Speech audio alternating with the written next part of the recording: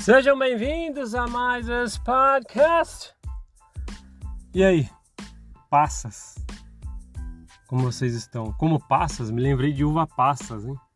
Provavelmente aí vai lotar os natais aí, né? Sempre tem aquele raio daquela piada de uva passas, né, pessoal? Puta merda. Mas aí esse negócio de uva passas aí, as pessoas brincam bastante, mas tem muita gente que gosta, hein, cara? Mas muita gente mesmo, bicho. Aí eu tava pensando aqui, existem piadas que podem ser engraçadas, mas são piadas que, na verdade, o que está se julgando ali como piada, muita gente aceita, né?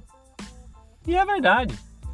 Aquelas piadas de final de ano, a própria de uva passas, que em todo lugar vai ter. O tio que vai fazer a piada chata lá do pavê. Eu vou falar pra vocês, né, cara? Sabe o que é? Parece que a gente orbita numa mesmice eterna, né? Só que com cenários diferentes, né? Mas eu sei, uma pessoa falou pra mim essa semana que tá sentindo que vai ser um final de ano diferente. A gente não se aprofundou nisso quando ele falou. Não ficamos discutindo por que pode ser, por exemplo, no caso para ele, seria um final de ano diferente de outros, mas eu fiquei pensando a respeito disso, de verdade. Por que vai ser um final de ano diferente? Aonde a gente pode chegar com isso? A gente falou esses dias aqui que a gente está vivendo numa época sem precedentes. Explicamos o que é isso.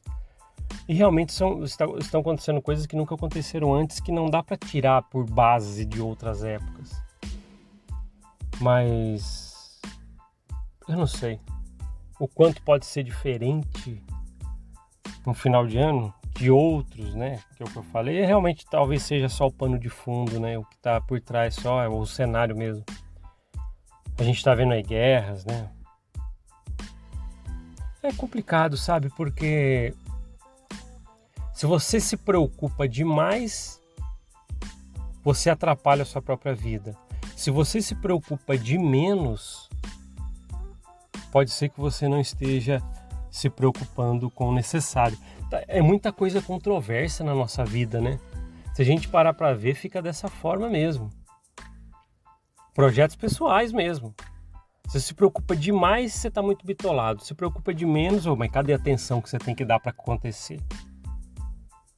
Aí tem aquele negócio que todo mundo fala, tem que ter um pouquinho de sorte. Tem que ter um pouquinho de sorte ali para tender a acontecer. Só que aí eu fico pensando também. Por exemplo, para que nós possamos ter um final de ano bom, precisa ter uma pitadinha de sorte talvez também? Até onde entra a sorte? Até onde, quando um membro da Igreja Mórmon ele aparece ali, olha, ele está sendo mais abençoado financeiramente, né? Que às vezes aparece.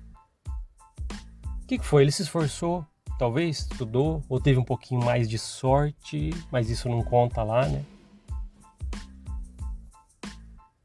Eu, ao longo do tempo na igreja, como parte da Igreja Mórmon, para quem está chegando no podcast a primeira vez, eu frequentei a Igreja Mórmon como membro por 4 décadas, né? Membro assíduo, né? Cumprindo a cartilha como membro. E depois de um tempo, eu descobri muita coisa da história da igreja que não me dava mais sentido estar lá. E ao mesmo tempo fui olhando para trás e percebi que algumas atitudes que eu vinha muito a calhar com o que eu estava aprendendo novo e fazia cada vez mais realmente não querer estar lá.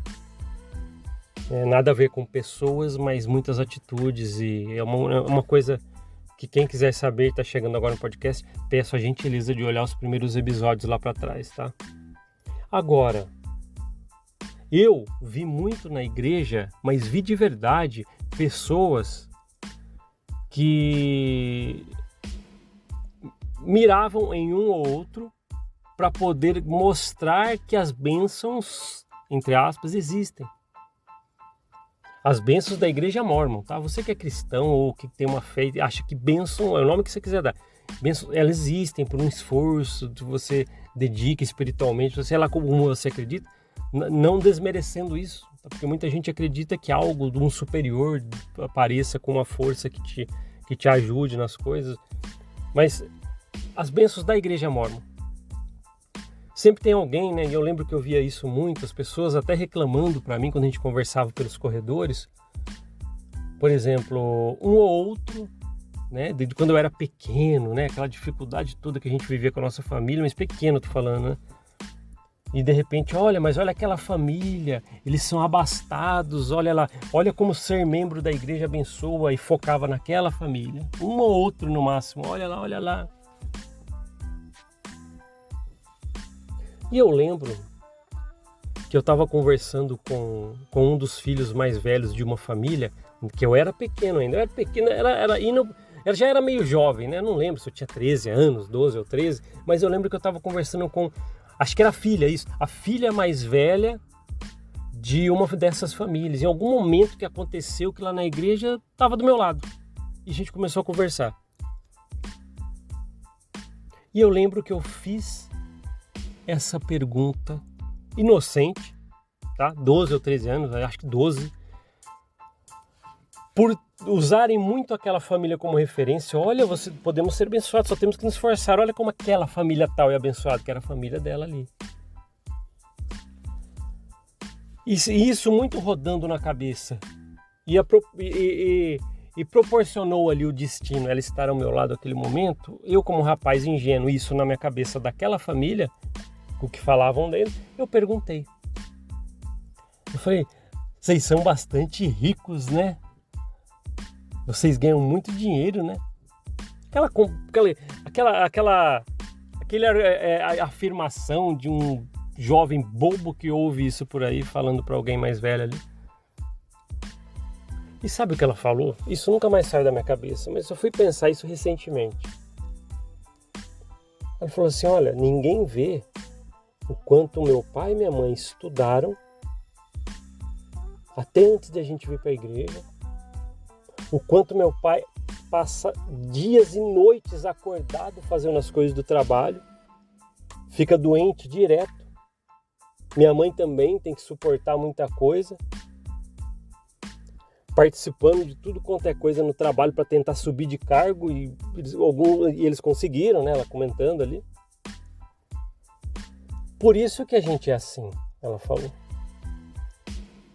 Foi a resposta mais realista, desmistificando, entre aspas, as bênçãos mórmons que eu já vi.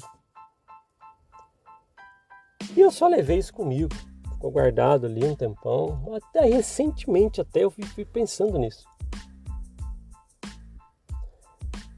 Vamos parar para pensar agora. Olha, para ser membro da igreja te dá muitas bênçãos. Olha só, você consegue progredir financeiramente, materialmente. No caso, naquela minha época, né, de jovem dessa época, aí, 12, 13 anos, usavam essa família como referência. Olha, se você fizer tudo que a igreja mórmon pede, você pode chegar até igual aquela família ali de bênçãos, né? De dinheiro, material. E ela me falando ali que o que realmente trouxe, entre aspas, as bênçãos, né? Muito esforço, madrugadas assim, claro, dos pais, trabalhando, se esforçando, fazendo teste, estudando. E aí, o que foi? O que trouxe esse patamar financeiro dessa família? Material e financeiro, o que trouxe? Agora, sabendo disso, se vocês tivessem ouvido isso de alguém lá da família, o que deu para eles essas bênçãos? E aí? Foi limpar a capela? Foi o dízimo? O que foi? Puro esforço. Puro esforço. Sabe por quê? Eu acho baixo esse jogo utilizado lá dentro. É um jogo baixo de se ver. O bispo ali, ou sei lá quem te entrevista, e você fala, cadê o dízimo? Cadê? Tá baixo suas ofertas, tá? Como eu já ouvi em entrevista, aí de repente, aí você vai lá tentar argumentar, tá difícil, bispo, tá difícil, cara, olha só, ganho pouco, tá difícil pra caramba. Aí de repente ele vai mirar o exemplo dele numa dessas famílias aí. Mas e a família tal? Você tem percebido? Eles são bem, né, financeiramente, materialmente. Tá vendo? Eles se esforçam, tem que se esforçar para chegar até lá. Isso porque a gente não vai falar de oportunidades. Não é todo mundo que tem oportunidades como outros, de estudar, de fazer as coisas. Às vezes você também faz de tudo, se esforça, passa noites em claro e ainda não conseguiu chegar lá. Mas às vezes são as oportunidades que partem de lugares diferentes. É injusto a gente se comparar. E às vezes você é chamado numa sala na Igreja Amor para que comparem você com outras pessoas. Para mostrar o quanto você está baixo e devendo.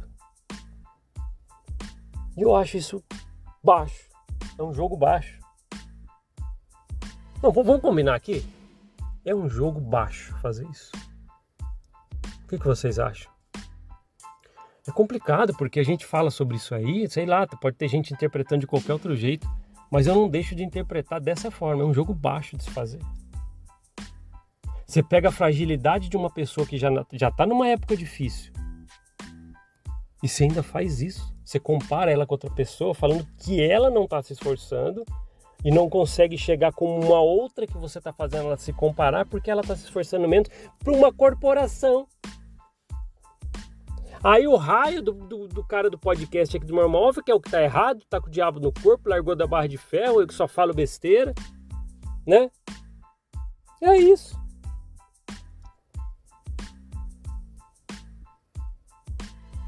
Eu acho essa comparação feita dentro da igreja muitas das vezes um jogo fucking baixo, muito baixo. Não se deve fazer isso com as pessoas. Agora, voltando de como que vai ser nosso final de ano, como um colega chegou a falar, que eu acabei de falar para vocês aqui no comecinho, acha que vai ser um final de ano diferente, ele disse. E aí? E para você? Vai ser um final de ano diferente?